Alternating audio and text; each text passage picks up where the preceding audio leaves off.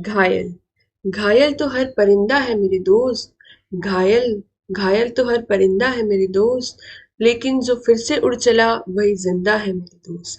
तो चलिए आज हम सभी फिर से उड़ान भरते हैं और कवर करते हैं हमारे 60 क्वेश्चंस बाइपोलर जंक्शन ट्रांजिस्टर की। Let's start. तो सबसे पहला क्वेश्चन जो आता है वो क्या है, what controls the current in a zener diode. मतलब कि जेनर डायोड में जो करंट कंट्रोल होता है वो किसकी हेल्प से होता है। तो जो सर्किट डायग्राम होता है वहां पर हम एक सीरीज में हम एक रेजिस्टर कनेक्ट करते हैं, उसकी हेल्प से ये करंट जो है वो कंट्रोल होता है। तो देखिए, the series resistor limits the current through the diode and drops the excess voltage when the diode is conducting.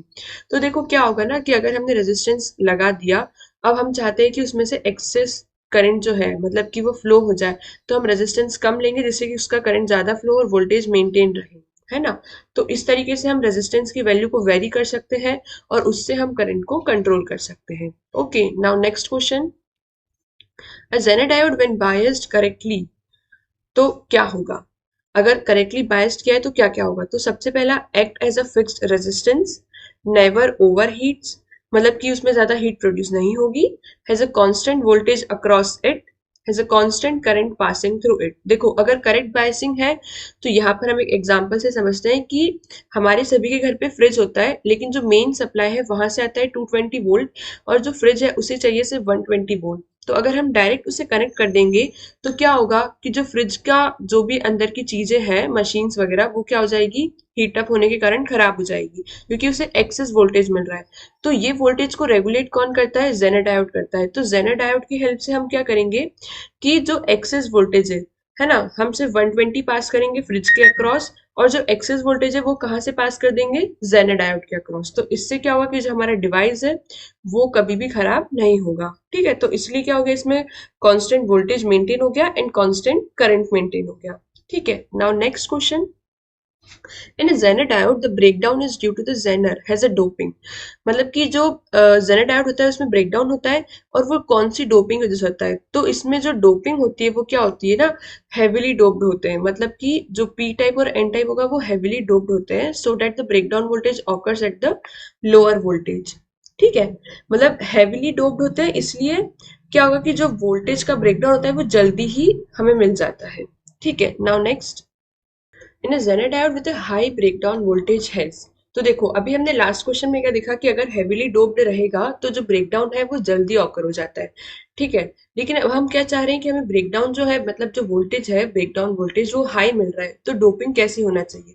तो इस केस में डोपिंग जो है वो कैसी होगी, लाइटली डोपिंग होगी। मतलब कि जो पी और एन है अगर वो लाइट डोप्ड रहेंगे तो ब्रेकडाउन वोल्टेज हाई मिलेगा, अगर वो हेविली डोप्ड है तो ब्रेकडाउन वोल्टेज लो मिलेगा। बेसिकली हम क्या बोल सकते हैं, कैसा रिलेशन है इसमें। आप सभी लोग कमेंट बॉक्स में कमेंट करके बताएंगे कि डोपिंग और ब्रेकडाउन वोल्टेज में कैसा रिलेशन है, डायरेक्ट रिलेशन है या इनवर्स रिलेशन है। तो इसको मैं अभी 6 क्वेश्चन के बाद बताऊंगी। Okay, now next. Fifth, depletion region behaves as. तो जो हमारी डिप्लीशन रीजन होती है वो कैसे बिहेव करती है। तो देखिए, द डिप्लीशन रीजन, तो इसको सबसे पहले और हम क्या बोलते हैं, डिप्लीशन लेयर बोलते हैं, डिप्लीशन जोन, जंक्शन रीजन या फिर स्पेस चार्ज रीजन। तो बेसिकली ये होता क्या है, ये हमने पढ़ा है कि जब हम डायोड बनाते हैं, जब कंसंट्रेशन इक्वल हो जाता है तो फिर एक रीजन क्रिएट होता है जहां पर जो इमोबाइल चार्जेस मतलब कि जो कि मूव नहीं कर पाते वो चार्जेस अक्यूमुलेट हो जाते हैं, और उस रीजन में क्या होता है, एक इलेक्ट्रिक फील्ड जनरेट होती है उनकी वजह से, और ओवरऑल जो नेट चार्ज होता है वो जीरो होता है। तो वो बिहेव कैसे करता है, तो वो बिहेव करता है एज ए इंसुलेटिंग रीजन। ठीक है, मतलब वहां पर कोई करंट वरेंट कंडक्ट नहीं होता है, वो एक इंसुलेटिंग रीजन की तरह बिहेव करता है। Now next, depletion region contains. तो ये अभी मैंने बताया कि डिप्लीशन रीजन क्या कंटेन करेगा। तो डिप्लीशन रीजन कंटेन करता है इमोबाइल चार्जेस, मतलब कि ऐसे चार्जेस जो कि मूव नहीं कर सकते। ठीक है, तो ये हो गया इमोबाइल चार्जेस। नाउ अभी मैंने बोला था कि उसका आंसर मैं बताऊंगी 6 क्वेश्चन के बाद। तो उसका वो क्वेश्चन हमने क्या पूछा था कि जो रिलेशन है डोपिंग और किसमें, अपना ब्रेकडाउन वोल्टेज में, वो कैसा रिलेशन है। तो वो उसका आंसर है कि उसमें जो रिलेशन होगा वो इनवर्स रिलेशन होगा। मतलब कि अगर डोपिंग बढ़ेगी तो ब्रेकडाउन वोल्टेज कम होगा, ब्रेकडाउन वोल्टेज बढ़ेगा तो डोपिंग क्या होगी, कम होगी। ठीक है, now next 7, what is rectifier? तो नाम से समझ में आ रहा है कि ऐसी चीज जो कि रेक्टिफाई करे। अब किस चीज को रेक्टिफाई करता है? तो ये रेक्टिफाई करता है AC सिग्नल को DC में। तो convert AC to DC, an electrical device which converts an alternating current into a direct current one by one, allowing a current to flow through it in one direction only। ठीक है, वैसे इतनी सी line से हमें समझ में आ जाएगा कि रेक्टिफायर मतलब कि कन्वर्ट AC टू DC। उसे आप और एक्सप्लेन कर सकते हैं, यहाँ पर लिखा हुआ है उसकी हेल्प से। नाउ हम नेक्स्ट क्वेश्चन की तरफ मूव करते हैं, question number 8। Mention 3 advantages of bridge rectifier. तो देखो, सबसे पहले पता होना चाहिए कि ब्रिज रेक्टिफायर किसका टाइप है। तो ये फुल वेव का है। तो बेसिकली हमें किसके एडवांटेज बताना है? फुल वेव रेक्टिफायर के। तो देखिए, सबसे पहले कि फुल वेव आया क्यों? क्योंकि हाफ वेव रेक्टिफायर की इफिशियंसी कम थी। तो पहला एडवांटेज क्या हो गया कि इसकी इफिशियंसी ज्यादा होती है। दूसरा क्या हो गया कि जो हाफ वेव होता है उसमें हमें सिर्फ पॉजिटिव साइकिल्स मिलती है। तो यहाँ पर हमें क्या मिल गया कि हमें दोनों साइकिल्स मिलती है। तो allows both the positive and negative half cycle. ठीक है। और एक और हम क्या बोल सकते हैं कि हमें स्मूथ आउटपुट मिलता है ना, जो कि हमें हाफ वेव रेक्टिफायर में नहीं मिल पाता है। ठीक है। और आप क्या बोल सकते हो कि जो रिपल फैक्टर होता है, रिपल फैक्टर किस में कम होता है? जो अपना हाफ वेव रेक्टिफायर होता है उसका रिपल फैक्टर ज्यादा होता है। अब रिपल फैक्टर ज्यादा मतलब कि हमें AC कंटेंट ज्यादा मिल रहा है और हम वो नहीं चाहते। तो इसकी वजह से जो ब्रिज रेक्टिफायर या फिर फुल वेव रेक्टिफायर है उसमें रिपल फैक्टर जो है वो हमें कम मिलता है, मतलब कि हमें DC इनपुट, DC आउटपुट ज्यादा मिल रहा है ना, जो कि हमारी रिक्वायरमेंट थी। तो ये आप एडवांटेज बता सकते हैं ब्रिज रेक्टिफायर के। Now next question, question number 9। Name the 3 basic types of rectifier. तो देखो, बेसिकली जो रेक्टिफायर होते हैं वो दो टाइप के होते हैं, full wave rectifier and half wave. Full wave के फर्दर डिवाइड हो जाते हैं कौन कौन से? सेंटर टेप्ड और ब्रिज रेक्टिफायर। ठीक है, ये आप याद रखिएगा। बेसिकली तो दो होते हैं, फुल वेव के टाइप हो जाते हैं क्या? सेंटर टेप्ड और bridge rectifier. Then what is the efficiency of rectifier? तो रेक्टिफायर की इफिशियंसी क्या होगी? मतलब कि अब देखो, यहाँ पर हमें डिफाइन करना है ना। अब आप सोचो कि हाफ वेव रेक्टिफायर की फुल वेव, तो अब कुछ मेंशन नहीं किया है, मतलब कि डेफिनेशन पूछ रहे हैं वो। तो it is the ratio of DC output power to the AC input power. ये तो हमें पता है कि इफिशियंसी क्या होता है? Output by input. अब आउटपुट क्या मिल रहा है? DC, तो DC आउटपुट पावर, और इनपुट क्या दे रहे हैं? AC, तो AC इनपुट पावर। तो ये हो गया efficiency. Now question number 11, which is the least doped region in a transistor। Transistor में कौन कौन से 3 रीजन होते हैं? सभी लोग कमेंट बॉक्स में कमेंट करके बताएंगे। इसका आंसर हम बाद में डिस्कस करते हैं। ठीक है। The doped region in a transistor are. Transistor में डोप्ड रीजन कौन से होते हैं? तो देखो, अब इसका आंसर कवर हो गया। ठीक है, तो आपने कमेंट बॉक्स में कमेंट करके बताया कि 3 रीजन कौन कौन से हो गए? एमिटर, कलेक्टर और बेस्ड। ठीक है, तो अब एमिटर की डोपिंग कैसे होती है? तो याद रखो, एमिटर जो होता है वो हेवीली डोप्ड होता है। कलेक्टर जो है वो मॉडरेटली डोप्ड होगा क्योंकि वो सबसे लास्ट में होता है। मैं याद करने का तरीका बता रही हूँ ना, ये ऐसा नहीं होता है कि लास्ट में होगा तो मॉडरेटली। देन जो बेस होता है वो लाइटली डोप्ड होता है। ठीक है, अब यहीं पर अगर एरिया के बेसिस में अगर पूछ लिया कि एरिया के बेसिस पे आप बताओ कि कैसे होगा, तो जो एमीटर होता है उसका एरिया मॉडरेट होता है, जो बेस होता है उसका एरिया थिन होता है, और जो कलेक्टर होता है उसका एरिया लार्ज होता है। ठीक है, ये याद रखिएगा। ये बहुत बार पूछा गया क्वेश्चन है कि डोपिंग के बेसिस पे एमीटर, कलेक्टर को और बेस को डिफरेंशिएट करो, और on the basis of area इनको डिफरेंशिएट करो। तो अभी हम 11th का आंसर दे पाएंगे। तो सभी लोग 11th का आंसर दीजिए। यस, तो लीस्ट डोप्ड क्या हो जाएगा हमारा? बेस हो जाएगा। Now 13th question, in common emitter. अब देखो, सिर्फ हमें ऐसा बोला है कि इन कॉमन एमिटर, मतलब कि हमें पूरी उसकी चीजें बताना है कि कॉमन एमिटर में क्या होता है। तो कॉमन एमिटर क्या कि input signal is applied between the base and emitter terminal while the output signal is taken between the collector and the emitter terminal. ठीक है, तो इनपुट हम किसके बीच में देते हैं? बेस और एमिटर के बीच में। और जो आउटपुट है वो हमें किसके बीच में मिलेगा? कलेक्टर और एमीटर के बीच में। अब कॉमन क्या है? एमीटर, तो एमीटर दोनों में आएगा, एक बार बेस से कर दो, एक बार कलेक्टर से कर दो। अब बेस से करेंगे तो हमें इनपुट मिलेगा, कलेक्टर से हम कर देंगे तो क्या मिल जाएगा? आउटपुट मिल जाएगा। Now next 14 question, and common collector configuration. तो अभी हमने देखा कॉमन एमीटर। तो कॉमन एमीटर में क्या था कि एमीटर कॉमन था, हमने बेस से इनपुट दिया और कलेक्टर में आउटपुट दिया। अब इसमें क्या हो जाएगा? कलेक्टर कॉमन हो जाएगा, तो हम बेस से क्या करेंगे? इनपुट लेंगे, और एमीटर के थ्रू हम क्या देंगे? आउटपुट। मतलब कि बेस और कलेक्टर इनपुट, और एमीटर और कलेक्टर क्या दे देंगे? आउटपुट दे देंगे। ठीक है, अब इसमें कॉमन कलेक्टर था इसलिए नाम क्या पड़ गया? Common collector. ऐसे ही हमारा एक और होता है कॉमन बेस, जिसमें कि बेस कॉमन हो जाता है। तो एमीटर और बेस को हम इनपुट लेते हैं और कलेक्टर और बेस को हम आउटपुट दे देते हैं। ठीक है, now next 15 question, what is transistor? तो ट्रांजिस्टर क्या होता है? एक टाइप का सेमीकंडक्टर डिवाइस है जो कि क्या किसके लिए यूज होता है? Conduct and insulate electrical current और वोल्टेज, है ना, जो कि करंट और वोल्टेज दोनों के लिए होता है। ये कैसे की तरह काम करता है? स्विच की तरह काम करता है और एज अ एम्पलीफायर, है ना। Now next 16, transistor developed by, transistor किसने डेवलप किया? तो ये तीन साइंटिस्ट ने मिलकर डेवलप किया था। पहले थे William Shockley, John Bardeen and Walter Brattain. Okay, now parts of transistor, ये हम ऑलरेडी डिस्कस कर चुके हैं कि इसके तीन पार्ट्स होते हैं बेसिकली। कौन कौन से? Emitter, collector and base. और in modern switching application the source, the drain and the gate. ठीक है, ये अपन ने किस में देखेंगे? हमने जो हमारे जेफेट मॉसफेट होते हैं उसमें, ड्रेन, सोर्स एंड गेट। ठीक है। नाउ टाइप्स ऑफ ट्रांजिस्टर, तो ट्रांजिस्टर कितने टाइप्स के होते हैं? तो ट्रांजिस्टर बहुत सारे टाइप्स के होते हैं। हमने यहाँ पर जो देखा है वो बाइपोलर जंक्शन ट्रांजिस्टर देखे हैं। उसके अलावा देखो diffusion transistor, avalanche transistor, Schottky, field effect transistor भी हमने देखा है, जंक्शन इफेक्ट ट्रांजिस्टर। ठीक है, तो ये बहुत सारे ट्रांजिस्टर होते हैं, इनके टाइप्स है। Now next 90, a transistor has, तो ट्रांजिस्टर के पास क्या होते हैं? दो पीएन जंक्शन होते हैं। ठीक है, दो पीएन जंक्शन से मिलके बनता है ट्रांजिस्टर, जो कि हम देख चुके हैं कौन कौन से होते हैं, common base, common emitter and common collector. Now 20 question क्या है? The number of depletion layer in a transistor is, तो डिप्लीशन लेयर कितनी होती है? तो डिप्लीशन लेयर एक ही होती है हर एक ट्रांजिस्टर में। ठीक है, बाकी अपन देख लेते हैं। ट्रांजिस्टर टू ट्रांजिस्टर ये डिपेंड करता है। जो एक लेयर होगी वो किसमें होगी? जंक्शन ट्रांजिस्टर में। अगर हम बायपोलर जंक्शन ट्रांजिस्टर की बात कर रहे हैं तो वहां पर डिप्लीशन लेयर कितनी हो जाती है? दो। Hmm. Now next, the element that has the biggest size in a transistor, तो on the basis of area हमने ऑलरेडी डिस्कस कर चुके हैं। तो इसका आंसर आप सभी लोग कमेंट बॉक्स में कमेंट करके बताएंगे कि एरिया के बेसिस पे सबसे बड़ा कौन सा होगा? कलेक्टर होगा, एमिटर होगा या बेस होगा? कमेंट करिए।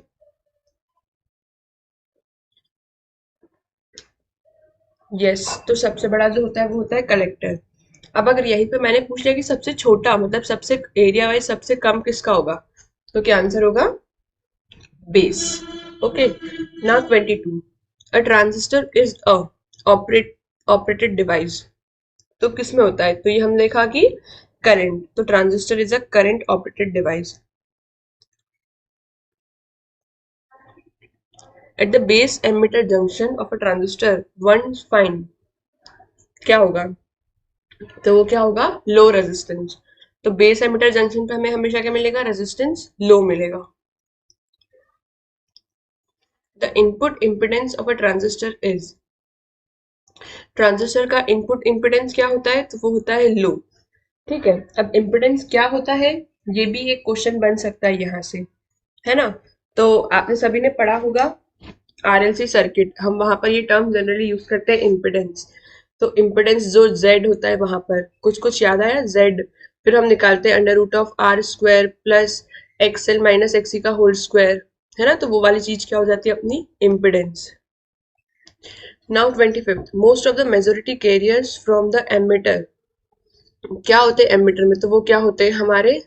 पहली बात तो वो होल्स होते हैं, और वो कहाँ से कहाँ पास कर रहे होते हैं? वो पास कर रहे होते हैं बेस रीजन में, और बेस रीजन से collector.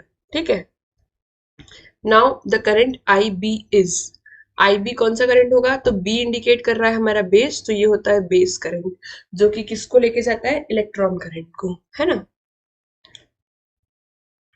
In a transistor dash dash dash, तो क्या होगा? तो इन ए ट्रांजिस्टर हम करंट के रिलेशन देंगे कि I E is equals to I C plus I B. E मतलब एमिटर, सी मतलब कलेक्टर, बी मतलब बेस। तो जो एमिटर का करंट है वो किसके इक्वल होता है? कलेक्टर और बेस के करंट के सम के equal.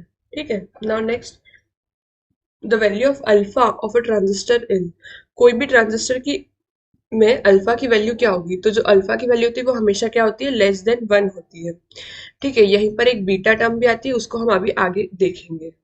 Now 29, I C is equals to alpha I E plus, अब अगर हम यहाँ पर अल्फा इंट्रोड्यूस कर दे, जैसे कि अभी हमने क्या देखा कि I E is equals to I C plus I B, लेकिन अगर हमने अल्फा इंट्रोड्यूस कर दिया तो फिर कौन सा करंट आता है? तब हमारा करंट आता है ICBO, मतलब कि ये कौन सा करंट होता है? ये collector current with the collector junction reverse biased and base open circuit. तो देखो CBO लिखा है ना, तो C से क्या हो गया? कलेक्टर, और उसके बाद बेस, क्योंकि देखो हमने कलेक्टर ले लिया, एमिटर ले लिया, लेकिन अब हमें बेस लेना है, तो हम बेस का करंट डायरेक्ट नहीं लेंगे क्योंकि अल्फा आ गया है। तो हम यहाँ पर कैसे लेंगे उसका? CBO, मतलब कि collector current with collector junction, reverse bias होगा जो कि, और बेस जो होगा वो क्या होगा? Open circuit. जब हमें जो करंट मिलेगा उसे हम बोलते हैं ICBO। ठीक है, अब next 30 question. The output impedance of a transistor is. तो आउटपुट इम्पिडेंस क्या होगा? हम देखा था जो इनपुट इम्पिडेंस होता है वो क्या होता है? लो। तो आउटपुट क्या हो जाएगा? हाई। तो यहीं पर हमने हमारे आधे क्वेश्चंस कवर कर लिए, मतलब कि हमने 30 क्वेश्चंस कवर कर लिए। तो बस इसी के साथ आप लोग सभी लोग थम्स अप दे दीजिए। तो हम नेक्स्ट 30 क्वेश्चंस कवर करते हैं फिर। यस, तो अब हम मूव करते हैं क्वेश्चन नंबर 31। तो इन अ ट्रांजिस्टर करंट आपको IC देके रखा है, मतलब कलेक्टर करंट देके रखा है 100 मिली एम्पियर, एमिटर करंट आपको देके रखा है 100.2 मिली एम्पियर। फिर आपसे पूछा है कि वैल्यू ऑफ बीटा क्या होगी। तो सबसे पहले बीटा क्या होता है? तो बीटा होता है अपना IC/IB। अब बेस करंट हमारे पास है नहीं, तो हम डायरेक्ट बीटा नहीं निकाल सकते, सबसे पहली बात। तो अब हमारे पास, हमको ये दिमाग में आना चाहिए कि IC/IE क्या होता है। तो ये होता है हमारा अल्फा। तो हम अल्फा निकालेंगे और उसकी हेल्प से हम बीटा निकालेंगे। तो देखो सबसे पहले अल्फा, अल्फा कैसे निकलेगा? IC/IE कर देंगे। उसके बाद हम क्या करेंगे? बीटा और अल्फा में रिलेशन होता है। क्या रिलेशन होता है? Beta is equals to alpha upon 1 minus alpha. तो जब हम ये प्रोसेस पूरी करेंगे तो हमें क्या मिलेगा आंसर? ये देखो, फिर हमें मिल जाएगा 500। तो बीटा क्या हो गया? Alpha upon 1 minus alpha. Alpha होता है IC/IE। तो ये करेंगे तो 0.998 आएगा। जब हम इसे डिवाइड करेंगे तो हमें अप्रॉक्स आंसर जो मिलेगा वो क्या मिलेगा? 500। ठीक है, तो ये हो गई बीटा की value. Now next, in a transistor if beta is 100 and collector current is 10 milliampere then IE। तो अभी देखो, अभी हम जस्ट देख के आए, अब हमें IE चाहिए। ठीक है, तो IE हम कैसे निकाल सकते हैं? पहले तो हमें क्या गिवन है? बीटा गिवन है। तो बीटा से हम क्या निकालेंगे? अल्फा। अल्फा निकल जाएगा तो हम उसका रेशियो कर देंगे, तो हमें क्या आ जाएगा? ये देखिए, ये पूरी प्रोसेस देख रखिए। बीटा से हमने अल्फा निकाला, अल्फा आ गया, उसके बाद हमने क्रॉस कर दिया, तो हमें क्या मिल जाएगा? IE, that is emitter current. Now question number 33, the relation between beta and alpha. अब ये तो आप बहुत ही आसानी से दे सकते हैं क्योंकि अभी हम दो क्वेश्चन सॉल्व करके आ रहे हैं इसी के ऊपर। तो सभी लोग कमेंट बॉक्स में कमेंट करके बताइए। अच्छा, ये थोड़ा मुश्किल होगा तो इसका हम डिस्कस कर लेते हैं। तो क्या होगा इसका? Beta is equals to alpha upon 1 minus alpha. ठीक है, now next, the value of beta for transistor is generally. तो देखो हमने अल्फा की वैल्यू डिस्कस करी थी कि अल्फा की वैल्यू क्या होना चाहिए? Generally less than 1। अगर हम बीटा की बात करेंगे तो वो क्या होती है? जनरली 20 से 500 के बीच में। ओके, ये याद रखिएगा, ये थोड़े स्टैंडर्ड्स है, मतलब कि इनके बीच में हम आना चाहिए, है ना। Now next 35, the most commonly use transistor arrangement is. तो सबसे देखो, हमने 3 अरेंजमेंट पढ़े थे, common base, common emitter and common collector. तो सबसे ज्यादा यूज होने वाला कौन सा है? तो सबसे ज्यादा जो यूज होता है वो होता है कॉमन एमिटर। ओके, अब ये क्यों यूज होता है? तो क्योंकि देखो हमें यहाँ पर क्या मिलता है? वोल्टेज गेन भी मिल जाता है और करंट गेन भी मिल जाता है। वहीं अगर हम कॉमन बेस की बात करेंगे तो हमें वहां पर सिर्फ क्या मिलता है? Voltage gain. और वहीं अगर हम कॉमन कलेक्टर की बात करेंगे तो क्या मिलता है? सिर्फ कॉमन करंट मिलता है, मतलब कि सॉरी, करंट गेन मिलता है। ठीक है, as the temperature of a transistor goes up the base emitter resistance। तो देखो अगर हम टेम्परेचर बढ़ाते हैं तो रेजिस्टेंस क्या होता है? रेजिस्टेंस क्या होगा? डिक्रीज होगा। ठीक है, now next, the voltage gain of a transistor connected in common collector arrangement is. तो सबसे पहले कौन सा कॉन्फ़िगरेशन है? Common collector. अब कॉमन कलेक्टर में हमें क्या मिलता है?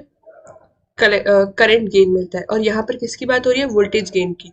तो वो क्या होगा? लेस देन 1 होगा। ठीक है, now next 38, IC is equals to beta times IB plus. अभी देखो यहाँ पर कलेक्टर मिल गया, बेस मिल गया, अब हमें एमिटर करंट की जरूरत है, तो वो किस तरीके से आएगा? तो वो आएगा ICO। मतलब कि हम क्या करेंगे? कलेक्टर करंट से हम क्या करेंगे? Collector junction, collector current with collector junction reverse bias, जिसमें हम एमिटर को क्या कर देंगे? Open circuit. तो जो करंट मिलेगा उसे हम बोलेंगे कलेक्टर एमिटर करंट, है ना। और इसी तरीके से अगर हम यहाँ पर अल्फा आई ई कर देते हैं तो क्या आ जाता है आई सी बी ओ, जहां पर हमें क्या मिल जाता है, बेस को हम ओपन सर्किट करने से हमें जो करंट मिलता है उसे हम यहाँ पर यूज करते हैं। ठीक है, तो ये इंपॉर्टेंट रिलेशन है, तो ये आप याद रखिएगा दो relation. Now question number 39, BC147 transistor indicates that it is made up of. तो देखो ये एक नाम है, ये किसको इंडिकेट कर रहा है, ये इंडिकेट कर रहा है सिलिकॉन को। ठीक है, अब ये क्यों कैसे, इसके पीछे रीजन जानने की जरूरत नहीं है, बस आप याद रख लो कि BC147 लिखा है मतलब कि सिलिकॉन को इंडिकेट कर रहा है। Now next 40 question. अब देखो ये अभी हमने देखा कि ICU क्या होगा, कलेक्टर एमिटर, और ये कलेक्टर बेस वाली चीज, तो ये क्या हो जाएगा 1 + बीटा, है ना। आप वो दो रिलेशन को जब आप सॉल्व करेंगे ना, उनसे आपको मिल जाएगा ये 1 + बीटा। अब देखो किसी ने अगर यहाँ पर मान लो अल्फा की टर्म से पूछ लिया तो आप बीटा को रिप्लेस कर दो अल्फा से, तो क्या हो जाएगा अल्फा अपॉन 1 - अल्फा। अब इसको क्रॉस मल्टीप्लाई वगैरह कर दो तो वो थोड़ा कॉम्प्लेक्स बन जाएगा, इसलिए बीटा की टर्म्स में क्या होगा, इजी होगा, है ना। Now next 41, if the value of alpha is 0.9 then the value of beta is. तो अगर अल्फा की वैल्यू 0.9 है तो बीटा की वैल्यू क्या हो जाएगी, तो हमें पता है रिलेशन क्या होता है, beta is equal to alpha upon 1 - alpha, मतलब 0.9 अपॉन 1 - 0.9, तो क्या आ जाएगा ये 90। ठीक है, now next, in a transistor signal is transferred from a, कौन से सर्किट में सिग्नल जो है वो ट्रांसफर होगा, तो signal is transferred from low resistance to high resistance circuit. ठीक है, कहाँ से कहाँ ट्रांसफर होते हैं, low to high. Now next, the arrow in the symbol of transistor indicates the direction of. तो देखो जो हमारा पीएनपी और एनपीएन ट्रांजिस्टर होता है उसमें एक एरो इंडिकेट करते हैं, जब हम सिंबल बनाते हैं तो वो एरो किसको इंडिकेट कर रहा होता है, वो इंडिकेट कर रहा होता है करंट की डायरेक्शन को, कि जो करंट है वो कहाँ से कहाँ फ्लो करेगा, है ना। ठीक है, now next, the leakage current in common emitter arrangement is that in common base arrangement. तो कॉमन एमिटर में भी हमें लीकेज करंट मिलेगा और कॉमन बेस में भी हमें लीकेज करंट मिलता है, तो क्या रिलेशन होगा, तो जो कॉमन एमिटर में मिलता है वो ज्यादा होता है as compare to common base. ठीक है, now next 45, suddenly slide change, अच्छी लग रही है ना, ओके। तो अ क्रिस्टल डायोड हैज, तो क्रिस्टल डायोड क्या, उसके पास क्या होता है, तो उसके पास सिर्फ एक पीएन जंक्शन होता है। ठीक है, now next question number 46, a crystal diode has forward resistance of order of. Crystal diode में फॉरवर्ड रेजिस्टेंस जो है वो किस ऑर्डर का होता है, तो वो किसका होगा, ओम का, मतलब यूनिट, बेसिकली यूनिट पूछी गई है। Now next, if the arrow of crystal diode symbol is positive with respect to bar, then diode is, तो डायोड जो होगा वो फॉरवर्ड बायस्ड होगा। ठीक है ना। Now next, the reverse current in diode is of order of. तो ये हम मतलब पहली यूनिट में भी हम कवर कर चुके हैं ये वाला क्वेश्चन। तो वो किस ऑर्डर का होता है, वो होता है माइक्रो एम्पियर, और जो फॉरवर्ड होता है उसमें किस में होगा, मिली एम्पियर में। ठीक है, माइक्रो मतलब 10⁻⁻⁶। ठीक है, now next 49, the forward voltage drop across A silicon diode is about. तो सिलिकॉन डायोड के अक्रॉस जो वोल्टेज ड्रॉप होगा किस कंडीशन में, फॉरवर्ड, तो वो कितना होता है 0.7 वोल्ट। ठीक है, यूनिट भी याद रखना कि वोल्टेज की यूनिट क्या होती है, वोल्ट होती है। अब a crystal diode is used as, तो क्रिस्टल डायोड को कैसे यूज करते हैं, तो उसे हम एज अ रेक्टिफायर यूज करते हैं। अब रेक्टिफायर क्या होता है, तो वो मैं आपको पहले अपन डिस्कस कर चुके हैं, जो कि एसी को डीसी में या फिर वो करंट डायरेक्शन को रेस्ट्रिक्ट कर देता है एक ही उसमें, मतलब एक ही डायरेक्शन में। ठीक है, now next 51, the DC resistance of a crystal diode is it's AC resistance. तो डीसी रेजिस्टेंस जो है वो क्रिस्टल डायोड का वो क्या होगा, वो लेस देन होगा किससे, एसी रेजिस्टेंस से। ठीक है, ये जो रिलेशन है ये आप लोग याद रखिए, इसमें कंफ्यूजन क्रिएट हो सकता है, तो एक बारी फिर से वीडियो को पॉज करके एक बार पढ़ के देखना कि क्या पूछ रहे हैं और क्या आंसर है। ठीक है ना। Now next 52, an ideal crystal diode is one which behave as a perfect when forward bias। तो फॉरवर्ड बायस है तो उसे कैसे बिहेव करना चाहिए, कंडक्टर की तरह, और अगर हम रिवर्स बायस की बात करेंगे तो उसे कैसे बिहेव करना चाहिए, परफेक्ट इंसुलेटर की तरह। Okay, now next, the ratio of reverse resistance and forward resistance of a germanium crystal diode is about. तो यहाँ जर्मेनियम की बात हो रही है और रेजिस्टेंस के रेशियो की, तो वो होता है क्या, कि रिवर्स बायस में जो रेजिस्टेंस है वो बहुत ज्यादा होगा, जिसकी वजह से करंट क्या होगा, कम होगा, है ना। और जो हमारा फॉरवर्ड वाइज है, वहां पर हमें क्या चाहिए, करंट अच्छा चाहिए, मतलब कि करंट होना चाहिए क्योंकि वो कंडक्टर की तरह बिहेव करेगा, तो वहां पर रेजिस्टेंस कम होगा। ठीक है, तो वो कितना होगा, 1। तो जो रेशियो होता है वो क्या होता है, 40,000:1। Now the leakage current in a crystal diode is due to. अब लीकेज करंट जो है वो किसकी वजह से आता है, तो ये आता है माइनॉरिटी कैरियर की वजह से। ये किसी भी चीज में हो तो लीकेज करंट किसकी वजह से आता है, माइनॉरिटी कैरियर्स की वजह से आता है। ठीक है, now next 55, if the temperature of a crystal diode increases then the leakage current। तो अगर हम टेम्परेचर बढ़ाते हैं तो लीकेज करंट क्या होगा, तो लीकेज करंट भी बढ़ता है। ठीक है, तो डायरेक्ट रिलेशन हो गया ये कि लीकेज करंट जो है वो बढ़ेगा तो टेम्परेचर भी बढ़ेगा, मतलब कि टेम्परेचर बढ़ाएंगे तो लीकेज करंट बढ़ेगा। Okay, now next 56, the PIV rating of a crystal diode is that of equivalent vacuum diode. तो देखो सबसे पहले पीआईवी क्या होता है, तो पीआईवी होता है पीक इनवर्स वोल्टेज। अब ये बेसिकली होता क्या है, ये हम ऑलरेडी यूनिट 2 में कवर कर चुके हैं, अगर किसी को नहीं पता है तो आप वही वीडियो जाकर देख सकते हैं। तो हम यहाँ पर आते हैं कि पीआईवी रेटिंग क्रिस्टल डायोड का क्या होगा, तो वो होता है lower than that of the equivalent vacuum diode, है ना, मतलब कि जो कि वैक्यूम डायोड का जो भी पीआईवी होता है उससे कम होता है क्रिस्टल डायोड का। Now, 57th, if the doping level of crystal diode is increased, the breakdown voltage। देखो अभी ये हमने सबसे पहले डिस्कस किया था कि अगर हम डोपिंग बढ़ाते हैं तो क्या होता है, तो यहाँ पर क्रिस्टल डायोड की बात हो रही है, तो अगर हमने डोपिंग बढ़ा दी तो ब्रेकडाउन वोल्टेज क्या हो जाएगा, डिक्रीज हो जाएगा। ठीक है, अगर मैं आपसे उल्टा पूछती हूँ कि अगर हम डोपिंग कम कर देते तो ब्रेकडाउन वोल्टेज क्या होगा, कमेंट बॉक्स में कमेंट करके बताइए। इसका आंसर अभी डिस्कस करते हैं नेक्स्ट क्वेश्चन के बाद। Yes. So if input frequency is 50 hertz for a full wave rectifier, the ripple frequency of it would be। तो सबसे पहले फुल वेव रेक्टिफायर की बात हो रही है, तो क्या होगा कि दोनों हाफ साइकिल से हमें मिल जाती है, मतलब कि पॉजिटिव नेगेटिव दोनों ही कन्वर्ट हो जाती है पॉजिटिव में, है ना। तो अब इसका जो रिपल फैक्टर होगा उसकी फ्रीक्वेंसी क्या हो जाएगी, डबल। तो मतलब कि the ripple frequency of it would be 100 hertz. ये बेरियर पोटेंशियल कुछ तो भी गलत आ गया, ये नहीं आएगा, है ना। और देखो अब मैंने बताया कि अगर हम डोपिंग को कम कर दें तो ब्रेकडाउन वोल्टेज क्या हो जाएगा, हाई। ठीक है, तो जिसने ये आंसर दिया उन सभी का सही है। बाकी अगर जिसने लो दिया है तो इसका रीजन हम ऑलरेडी डिस्कस कर चुके हैं वीडियो की स्टार्टिंग में, तो आप वो पार्ट देख सकते हैं। ठीक है, the resistance of a Janet diode. तो जेनेट डायोड का जो रेजिस्टेंस होगा वो क्या होगा, वो होता है लीनियर। ठीक है, now the last question that is 60, तो ये हम डिस्कस करते हैं। The ripple factor of half wave rectifier is. तो हाफ वेव रेक्टिफायर का रिपल फैक्टर क्या होता है, तो ये होता है, ripple factor of half wave rectifier is forward. नहीं, ये फॉरवर्ड नहीं आएगा, इसका जो रिपल फैक्टर होता है वो 1.21 होता है, जो कि बहुत ज्यादा होता है, मतलब कि हमें एसी कंटेंट ज्यादा मिल रहा है एज कम्पेयर टू डीसी। ठीक है, तो यहाँ पर ये मिस्टेक है, तो आप लोग सब लोग सही कर लीजिएगा। यस, तो हमने यहाँ पर हमारे 60 क्वेश्चंस कवर कर लिए हैं। So thank you guys for watching this video. If you find any query or any doubt you can find us at, okay, तो आप यहाँ पर जाके हमें ईमेल कर सकते हैं, ये हमारी वेबसाइट की लिंक दे के रखी है, और आप डिस्क्रिप्शन बॉक्स से भी फाइंड कर सकते हैं। ठीक है, अगर आपको फिर भी कोई दिक्कत है तो आप हमें इंस्टाग्राम पर मैसेज कर सकते हैं, फेसबुक मैसेज कर सकते हैं, और यूट्यूब पे तो हम है ही। ठीक है, तो अगर कोई भी डाउट क्वेरी अगर आपकी रह जाती है तो आप हमें ज़रूर मैसेज करिए, हम आपको सॉल्व करके देंगे। ठीक है, सो thank you guys for watching this video. Stay home, stay safe, मिलते हैं नेक्स्ट वीडियो में।